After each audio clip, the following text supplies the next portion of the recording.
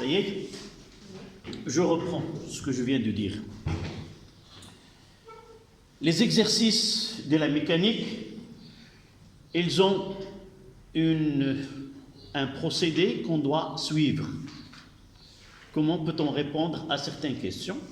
Dans la plupart des cas, lorsqu'on veut appliquer deuxième loi de Newton, on est obligé de passer par certaines étapes.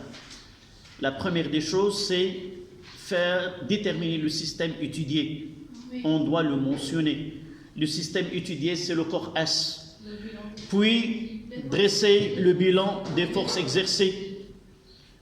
Troisième étape, c'est d'énoncer la deuxième loi dans son expression générale. Somme des forces extérieures est égale au produit de la masse fois le vecteur vitesse de l'accélération de centre d'inertie de ce corps-là.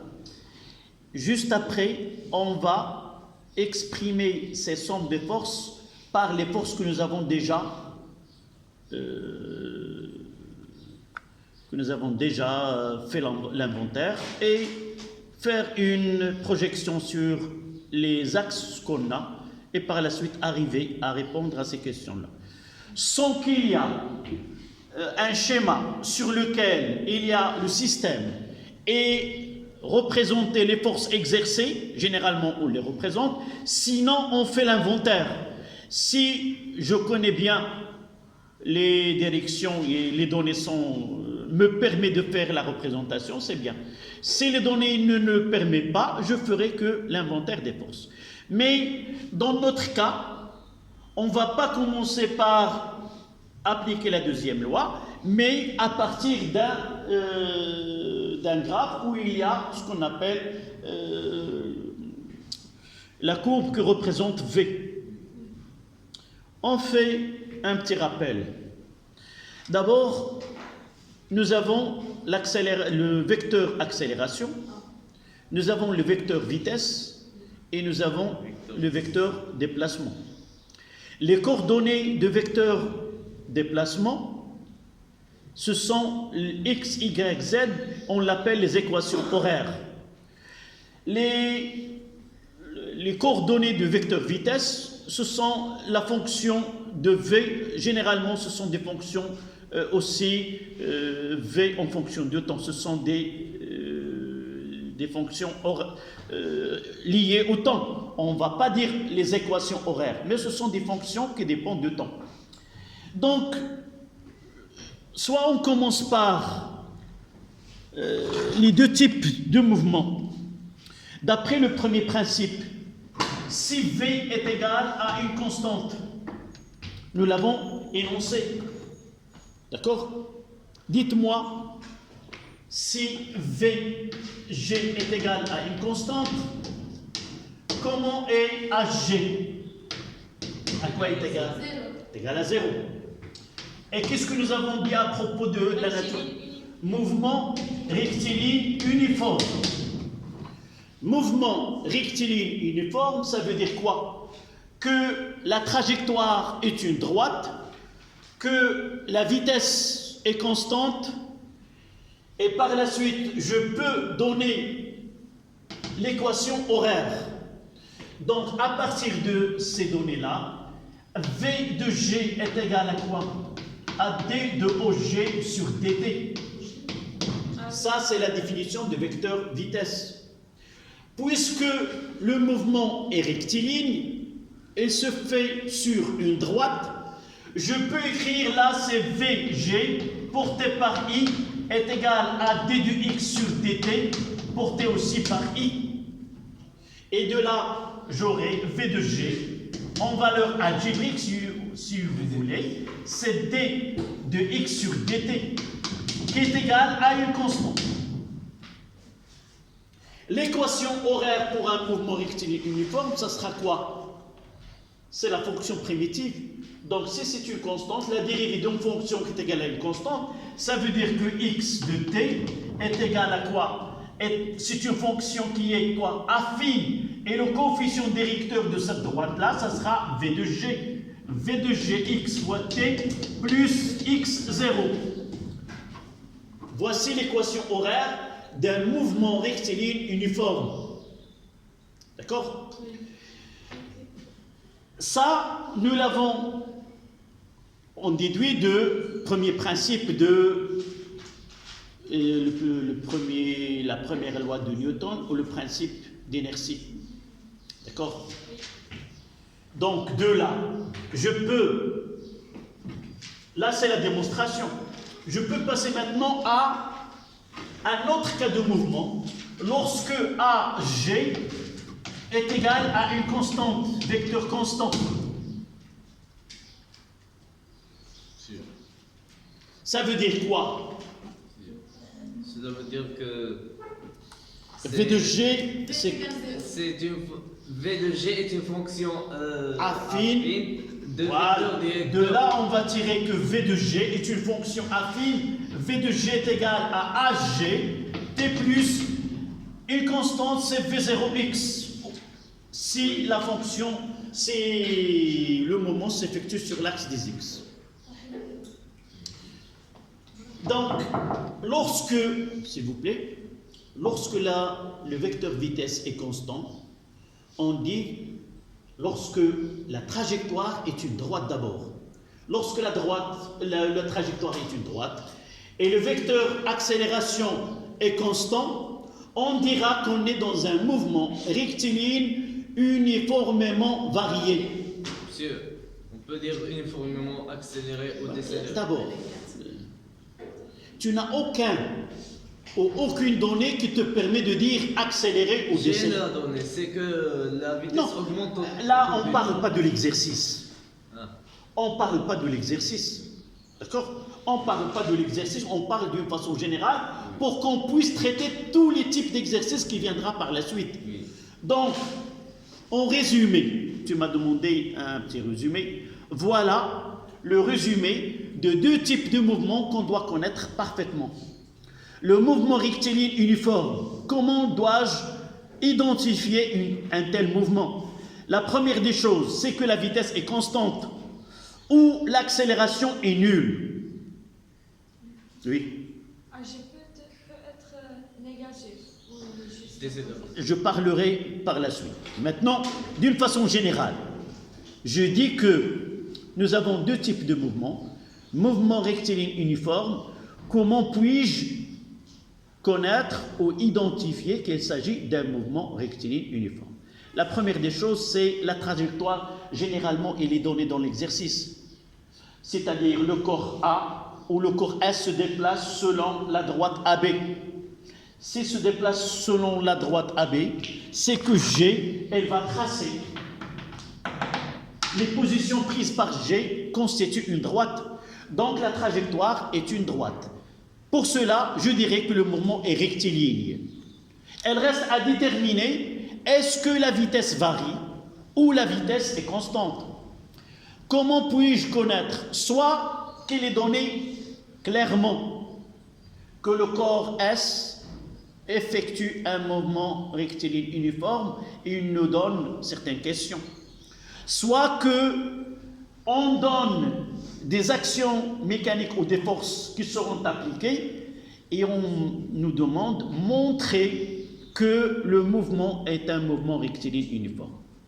Soit qu'on vous donne des graphes, soit V, la variation de V en fonction de temps, soit il nous donne l'équation horaire. Mais généralement, dans notre étude, jamais on donne une courbe qui n'est pas une droite. D'accord? Si on vous donne une courbe, c'est facile de traiter une courbe qui est une droite. Oui. Donc jamais on vous donne, par exemple, jamais on vous donne l'équation horaire d'un mouvement rectiligne uniformément varié. Pourquoi c'est une courbe? C'est difficile de dire qu'il s'agit d'un parabole ou la forme mathématique n'est pas bien déterminée comme s'il s'agit d'une droite. Parce que y est égal à kx carré, et là, la même allure que y est égal à kx4. Est-ce que vous êtes d'accord? Oui. Je n'arriverai pas à dire que cette courbe y est la x, qu'il s'agit de kx carré. Ah oui. C'est pas, je n'arriverai pas. Elle peut être kx4, par exemple. Donc, généralement, on évite de donner une courbe qui n'est pas une droite et on pose des questions sur cette courbe. On peut vous donner, mais uniquement c'est pas pour faire des calculs. Par exemple, on vous donne une équation là, comme ça, et vous dit qu'il s'agit d'un mouvement qui est rectiligne uniforme. Non. Par exemple, on vous donne celle-là et celle-là, la x là en fonction du temps, et là c'est A et là c'est B. On vous demande quelle est l'équation horaire, sachant que le mouvement est rectiligne uniformément varié. Donc, Je ne vais pas choisir celle-là. Je vais choisir celle-là. Donc, je ne vais pas dire, puisqu'il a une forme parabolique, c'est... Non. C'est déjà donné qu'il s'agit d'un mouvement rectiligne uniformément varié. Donc, ce n'est pas une droite. D'accord? C'est par l'absurde. S'il s'agit d'un mouvement rectiligne uniforme, comment on dit x en fonction de temps? non, uniformément varié, c'est B. Parce que c'est une. J'ai dit, je peux vous donner une courbe, essayez de comprendre. Je peux vous donner deux courbes, celle-là, et la question, choisir le graphe qui correspond à un mouvement rectiligne uniformément varié. Vous n'allez pas choisir B. Pourquoi? Là, c'est le... Et comment x en fonction de temps, c'est une droite, avec x0 est égal à 0. Mais là, c'est une parabole, c'est pas une forme droite. Donc, j'utilise cette forme-là pour dire, voilà, il s'agit d'un mouvement. Mais jamais je vais essayer de lire, d'exploiter les valeurs numériques de cette courbe-là, sans qu'il y ait à l'avance qu'il me dit, il s'agit bien d'un mouvement rectiligne uniformément varié. Voilà la première des choses. La deuxième, c'est comment connaître qu'il s'agit d'un mouvement qui est accéléré ou d'un mouvement qui est décéléré. Oui. Accéléré, donc la fonction est croissante, décéléré. D'une façon générale. Je n'ai aucune donnée. D'une façon générale. Signe de. La question, comment puis-je dire que ce mouvement rectiligne uniformément varié est un mouvement qui est accéléré? Oui. Le graphe. Si avec le graphe on a que les fonctions et les croissants, donc c'est un mouvement accéléré. C'est pas toujours vrai. Mais la définition, c'est que je dois avoir quoi? De vitesse. Un produit scalaire. Voilà A, l'accélération AG fois V. C'est les positifs. C'est les accélérés. C'est le produit AG fois V est égal à 0. inférieur à 0, c'est décéléré. Mouvement rectiligne uniformément retardé. Et là, mouvement rectiligne uniformément accéléré. Mais ceci est égal à 0 pour ça. Oui, c'est égal à 0, c'est que il y a, on verra dans le mouvement, nous l'avons déjà fait peut-être, lorsque le produit est égal à 0, ça veut dire que le mouvement il est uniforme. On verra par la suite ceci. Donc pour nous, voici d'une façon générale, mais pratiquement, en pratique, comment dois-je, sans réaliser ce produit-là? Généralement, d'après les données, et je vais utiliser cette phrase pour justifier qu'il s'agit d'un mouvement qui est accéléré. Si le sens de mouvement coïncide avec l'orientation de l'axe, par exemple dans ce cas-là, voici le sens de mouvement, voici l'orientation des axes, il suffit de dire si AGX est positif, alors le mouvement est accéléré. S'ils n'ont pas le même sens, je ne peux pas dire cette phrase-là, mais je dois réaliser le produit scalaire. Je reprends. Dire qu'un mouvement, par exemple, dans ce cas-là, voilà, dans ce cas-là, on va essayer de répondre à la première question. Donc, la première des choses, si G de T, n'écris pas s'il te plaît, et essaie de suivre. Donc, cet exercice nous donne une courbe qui représente V en fonction de temps. on aura deux courbes. Celle-là ou une autre, par exemple celle-là. Deux types de courbes qu'on peut avoir. La première des choses, il faut voir quelle est la grandeur qu'on utilise en fonction de temps. Parce que parfois on vous donne X et vous ne faites pas attention et vous pensez qu'il s'agit de V. Oui. On parle de diagramme de vitesse. Dans ce cas-là, j'ai 2. Qu'est-ce que ça veut dire cette courbe? Que quel que soit le temps, toujours j'aurai la même valeur. Un mouvement rectiligne. Donc c'est un mouvement qui est, puisqu'il est rectiligne, il est uniforme. La vitesse est constante. Quelle est la vitesse? Je lirai cette valeur-là qui est égale à 3. L'autre, par exemple pour la courbe bleue, c'est une droite affine. Donc puisque V de t est une fonction affine, alors l'accélération est une constante et le mouvement est rectiligne, uniformément varié. Cette réponse, elle est suffisante. Ce n'est pas la peine, sauf s'il vous demande, si on vous demande de déterminer la nature du mouvement, vous dites tout simplement, puisque la fonction V de t est une droite affine, le mouvement est rectiligne, uniformément varié. Ne pas préciser s'il est accéléré ou décéléré, sauf si la question est demandée. C'est une réponse satisfaisante. D'accord? Donc, pour la première question, c'est de cette façon. Donc, je résume, je mettrai un petit résumé, si vous voulez, de ce côté-là. Et je vais essayer de faire avec des couleurs les deux types de mouvements. Mouvement rectiligne uniforme, ça veut dire que V de G est égal à une constante et X G de T est égal à VG T plus X0. X0 c'est l'abscisse à l'origine, c'est l'abscisse lorsque X est égal à X0, ça veut dire T est égal à 0. C'est l'abscisse à l'origine des temps. Voici le mouvement rectiligne uniforme. Mouvement rectiligne uniformément varié. Nous avons AG est égal à une constante. C'est un vecteur constant. Ça veut dire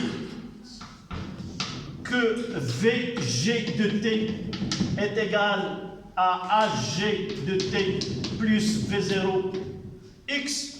Supposons que le mouvement s'effectue sur l'axe des X.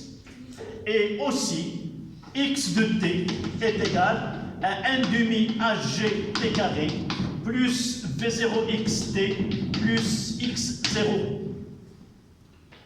Voici ce qui concerne le mouvement rectiligne uniforme. Je ferai un petit schéma ici. V en fonction de temps, elle est comme ça. X en fonction de temps, généralement, elle est comme ça. Ça dépend de X0. Et là, c'est X0. Et là, c'est V0X. Dans ce cas-là, j'aurai la VG de T, soit comme ça. Et dans ce cas-là, c'est le sens de mouvement et celui de l'axe. Il suffit de dire que c'est un mouvement qui est accéléré. Pour déterminer AG est égal à delta de V sur delta de T. C'est la pente. Je choisirai 2 points.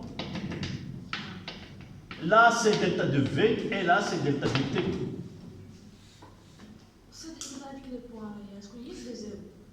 Celle-là, c'est V0. Oui. Celle-là, c'est V0X. Mais on peut avoir de ce côté-là, par exemple comme ça, là c'est V et là c'est T. C'est la même chose. Mais sauf que celle-là, V0X, sauf que celle-là, c'est AG de X et les négatifs. Donc c'est un mouvement rectiligne uniformément retardé. Et là, c'est un mouvement rectiligne uniformément accéléré. Sauf que, on doit avoir le sens de mouvement. Voilà I et voilà V. Voilà le sens de mouvement. Sens de mouvement. Même ici. Si je n'ai pas ce cas-là, mais dire qu'il s'agit d'un mouvement rectiligne, un mouvement accéléré, ce n'est pas correct. Il faut que l'orientation de l'axe a même. Pourquoi? Parce que le sens de V, elle est toujours comme ça. Donc, si le produit entre A et G est positif, on aura un mouvement qui est accéléré. De même ici. Dans ce cas-là, je mettrai là, voilà O, voilà V, et j'aurai comme ça A à G. Et dans ce cas-là, j'aurai, je mettrai en jaune de toute façon. Là, c'est V. Et j'aurai A dans le sens inverse. AG. D'accord? Oui.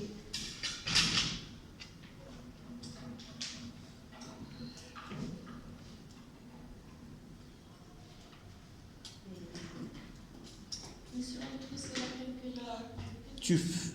Oui, tu mettras tout sur ton cahier. C'est un petit résumé. Oui. C'est comment identifier les deux types de mouvements qu'on trouve dans nos exercices.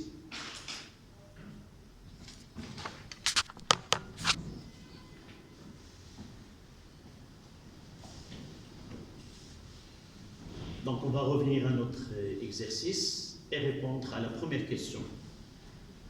Ça ne demande pas grand-chose, une phrase, puis dire le type de mouvement.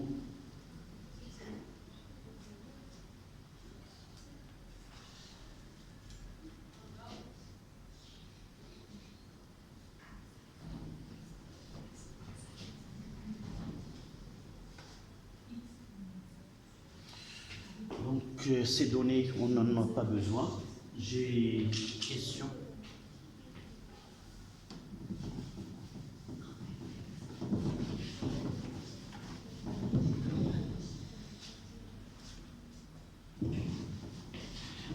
L'énoncé de l'exercice, je l'ai envoyé dans le groupe.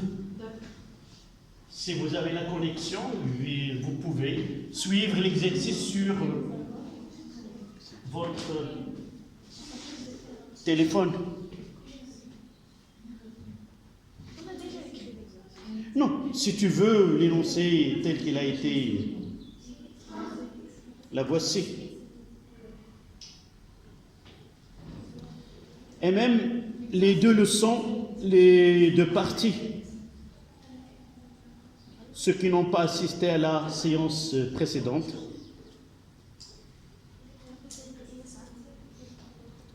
voici la première partie et la deuxième partie.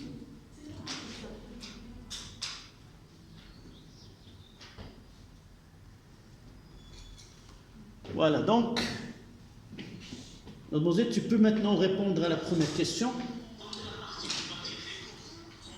Ça, c'était le cours.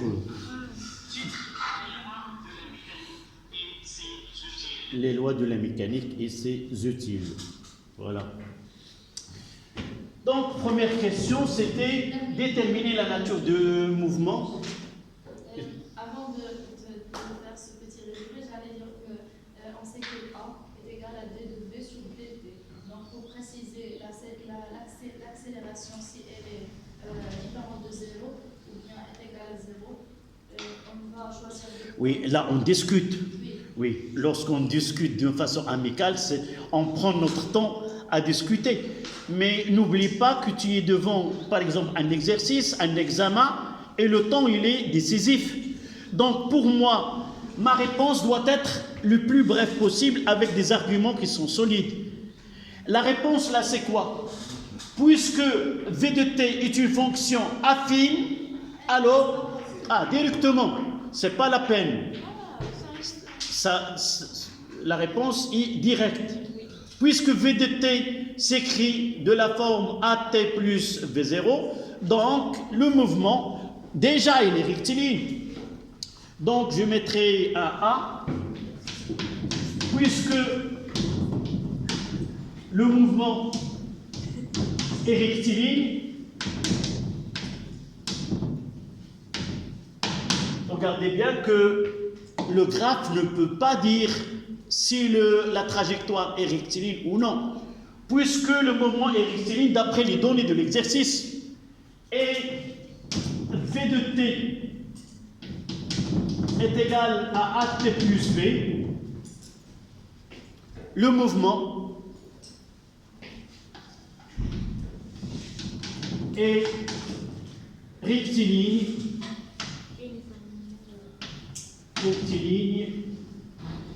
uniformément varié. Donc le mouvement est, je mettrai une abréviation, le mouvement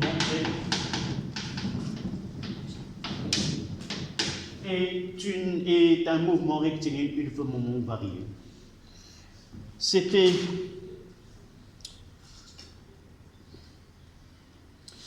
quelle est la nature du mouvement de centre de gravité G et justifiez votre réponse. C'est la seule justification, c'est acceptable, puisque D de V sur dt est égal à A est égal à une constante. Si on veut ajouter un petit...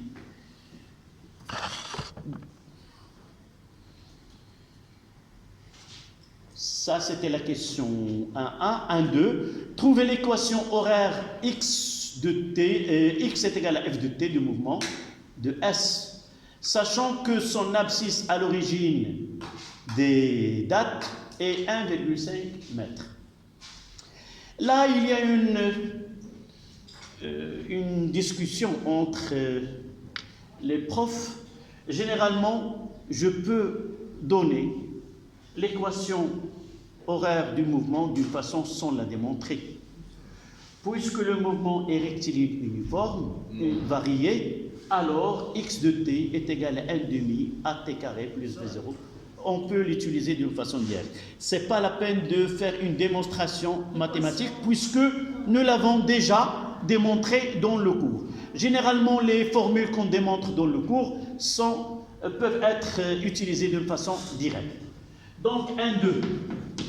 Mouvement rectiligne uniformément varié, ça veut dire que x de t est égal à 1/2 AGT carré plus V0 GT plus X0. D'accord? Et de là, graphiquement,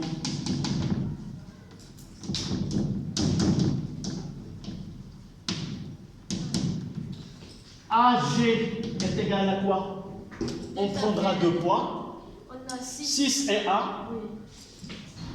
6 moins 1 divisé par 6 moins 2. 6. Non, dans le graphe, 6A. Là, c'est 1. 1, 2, 3, 4, 5, 6.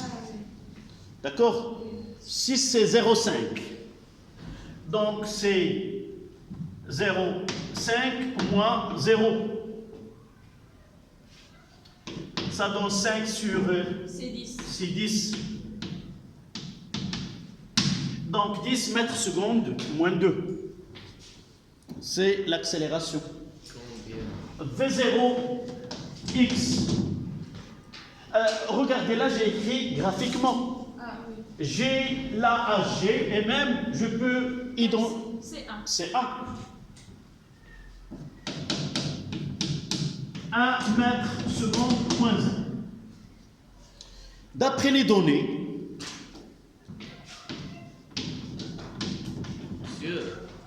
x0 est égal à 1,5.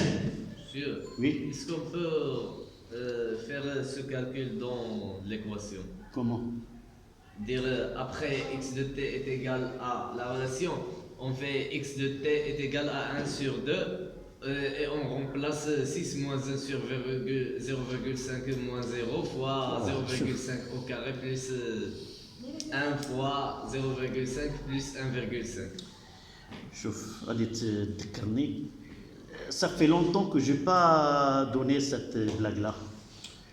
On parlait d'une personne qui vient de monter en train dans le voisinage d'une ville où il y a des fermes. Ce passager-là entre dans une cabine et s'assied devant une personne. Cette personne-là dit à l'ensemble qui est présent dans le compartiment, il dit que dans cette ferme, il y a 360 têtes de 360 vaches. Le monsieur qui vient d'entrer, qu'est-ce qu'il a dit? Et tu as raison, je viens de les faire sortir et je viens les compter. Il s'agit bien de 360 bêtes là. Alors comment tu as su? Alors c'est facile. J'ai compté les pieds et j'ai divisé par 4. Oui. Ça veut dire quoi? Il a pris la méthode la plus difficile. Il a compté les pieds des bêtes et non pas leur tête. Oui. C'est ça ce que tu veux faire. Au lieu de lire à partir de graphes, tu vas utiliser la méthode analytique. Je représente là. Et comment tu vas faire avec V0, G? Remplacer avec V0. Mais c'est le plus simple. De graphique. C'est le coefficient directeur. Oui. Coefficient. C'est pas comment tu vas choisir X. X et T. Non. La méthode la plus simple, c'est à partir de graphes. Sûr. Donc, oui. Comme cela. La dernière ligne. C'est. La dernière ligne, c'est pour calculer quoi? Ce calcul de x de t. Non, c'est l'équation. C'est pas calculer la valeur de X. C'est la fonction X, c'est l'équation horaire. L'équation horaire, c'est quoi? Il y a un X relié au temps. Toujours, on doit avoir le temps T comme variable. Oui. C'est une fonction, ils n'ont pas une valeur. Ça veut dire quoi? Si X de T est égal. 10 divisé par 2, c'est quoi? C'est 5. Donc, 5t carré plus t plus 1,5. Voici l'équation horaire de ce mouvement. On garde toujours la variable t. oui. D'accord? Peut-être on te demande de calculer l'abscisse à l'instant t est égal à... Voilà, tu peux, à l'instant t est égal à 10, tu mettras x, t lorsqu'il est égal à 10, c'est 5 fois 10 au carré, plus 10, plus 1,5, et tu donnes l'abscisse de g à cet instant-là. Mais là, lorsqu'on demande l'équation horaire, il doit apparaître le temps comme variable. On passe à la question 2. Non, la question, oui, deuxième partie. Au cours de son mouvement sur le plan horizontal AB, le corps S est soumis à une force F1 constante parallèle au plan AB. Vous avez la figure. Et la première question, en appliquant la deuxième loi de Newton, déterminer l'expression de la valeur de F1. D'abord, nous avons là un déplacement sans frottement. Donc il n'y a pas R. Non, c'est l'erreur la plus commise sans qu'on fait attention. L'absence de frottement, ça ne veut pas dire que R n'existe pas. Oui. Et négligeable. Vous avez parlé d'imprimant des forces appliquées du système étudié. Non, avant d'appliquer la deuxième loi, on va discuter d'abord. Discuter à propos de ce qu'on appelle les forces usuelles. Quelles sont les forces usuelles? Ce sont les forces qu'on trouve, P et R. oui, qu'on trouve dans la plupart des exercices, c'est P et R. P, c'est vertical, c'est le poids, c'est un poids G vertical, ça ne pose pas de problème. Mais c'est R. R, c'est l'action, c'est la force liée à une interaction entre deux, c'est une force de contact entre deux corps solides, généralement un plan et le corps S étudié. Nous avons Cette force-là, elle est composée en réalité, c'est l'association de deux effets. Maintenant, là, en se mettant debout, l'action de la Terre sur moi, elle a deux effets. La première des choses, elle me laisse sur le plan, je ne peux pas passer à travers ce plan-là. Donc, un corps solide, il y a ce qu'on appelle Rn, ne laisse pas passer le corps vers le bas, et une autre qui empêche, c'est RT, il empêche le corps à glisser. Il s'oppose au mouvement. Vous voyez que je n'ai pas représenté RT. Pourquoi je n'ai pas représenté RT? Sans frottement. Non, parce que je ne sais pas le sens de mouvement de ce corps-là. Pour représenter RT, Rn, je peux la représenter sans rien connaître. Mais RT, je dois connaître. Voilà. Si je détermine que le sens de mouvement est comme ça, RT doit être toujours vers l'arrière avec un angle phi. Là, c'est R. Et ici, je vais mettre RT. Là, on décompose ce R avec R est égal à RT plus RL. Ça, c'est phi. On définit le coefficient de frottement. Le coefficient de frottement K est égal à tangente phi. Généralement, on fera la valeur absolue du côté opposé sur le côté adjacent, c'est RT sur Rn. Pourquoi? Parce que toujours on verra par la suite que la projection de RT elle est négative si le sens de mouvement est pris comme sens positif, donc on aura RT. Donc c'est un coefficient qu'on notera tangente de phi. Ce coefficient-là dépend de la nature des deux corps mis en contact. D'accord? Mais pour nous, à partir de là, je peux déterminer ces deux. Connaissons, la première des choses, c'est R en absence. Voilà. En absence de frottement, c'est RT, c'est petit f, nous l'avons déjà mentionné en première année. C'est la force de frottement. Il empêche le corps à glisser dans le sens de mouvement. Donc, s'il n'y a pas de frottement, voilà la phrase que je dois utiliser. Le mouvement s'effectue sans frottement, donc R est normal au plan de contact. Elle est normale. Il a une seule composante qui est Rn. Sans frottement,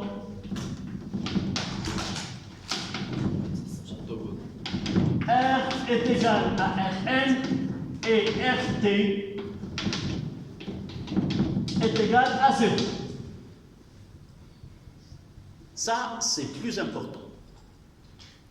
Lorsqu'il se fait en frottement, on gardera les deux composantes et on va essayer de faire la projection sur les deux axes. On aura Rn sur l'axe des Y et RT ou F.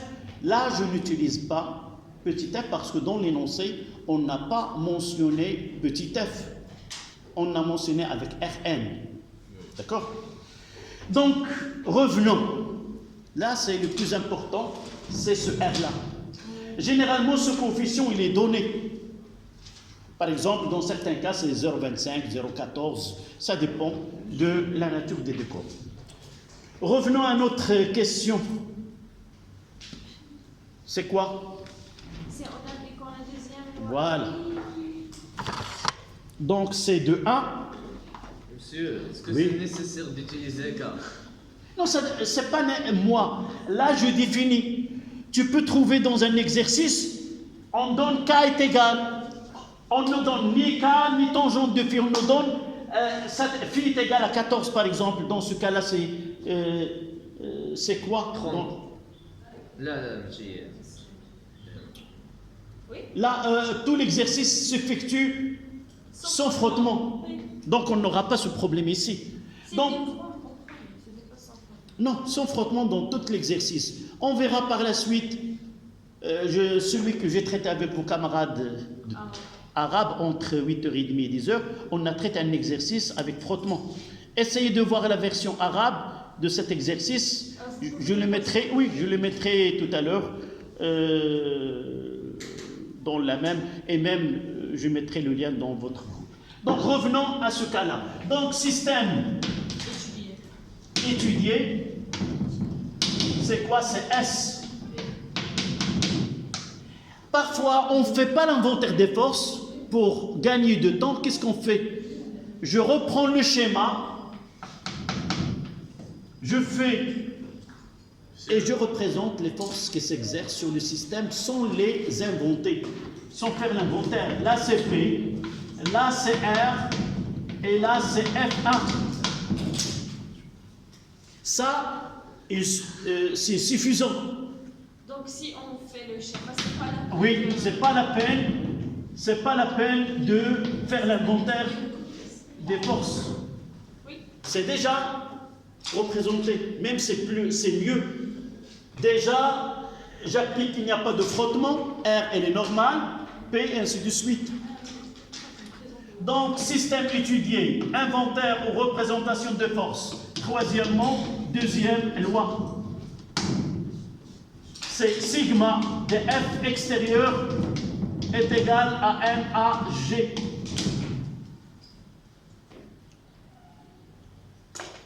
Et ça, c'est le plus important. On mettra R.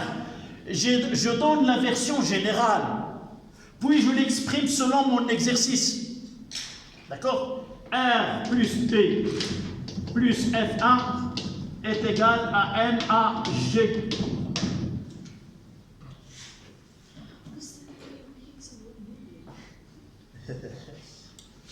Juste après la projection, vous m'excusez, j'accélère un petit peu parce que nous avons que quelques minutes et la cloche va sonner. C'est pour cela que je dois parler de cette partie même si on ne termine pas. Donc, qu'est-ce que je fais la projection Sur OX.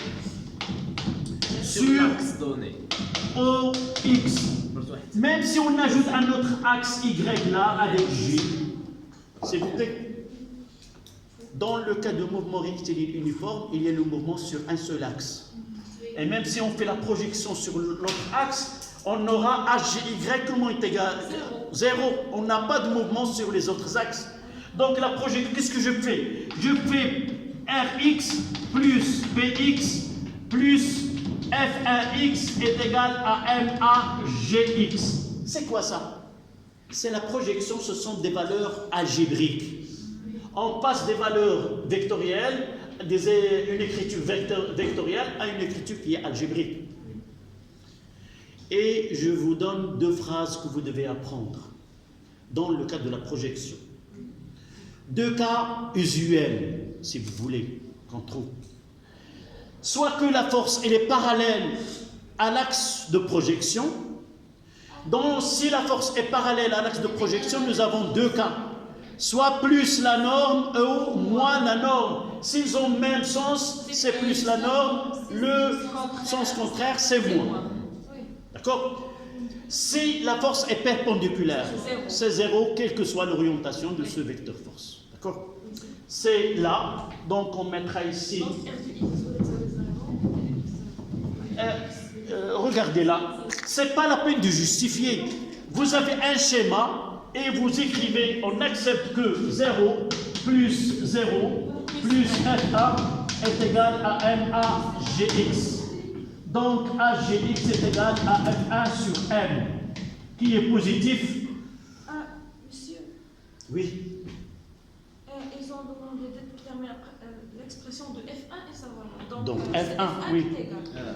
C'est exact. Donc F1 est égal à MAGX. Voilà son expression. Donc F1 est égal à 1 fois 10 est égal à 10 newtons.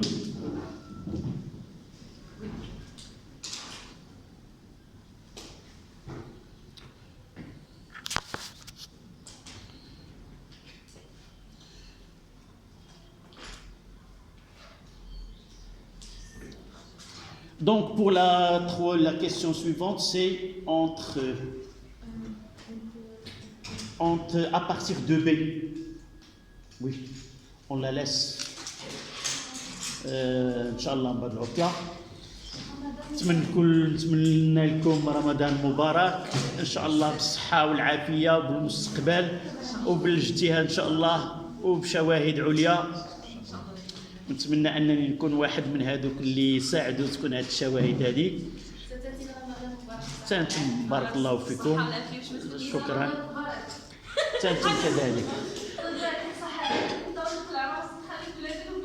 والله انتم جزء دابا انتم هما الابناء ديالي. انتم هما الابناء ديالي لان تبارك الله كبروا كل واحد في المكان ديالو.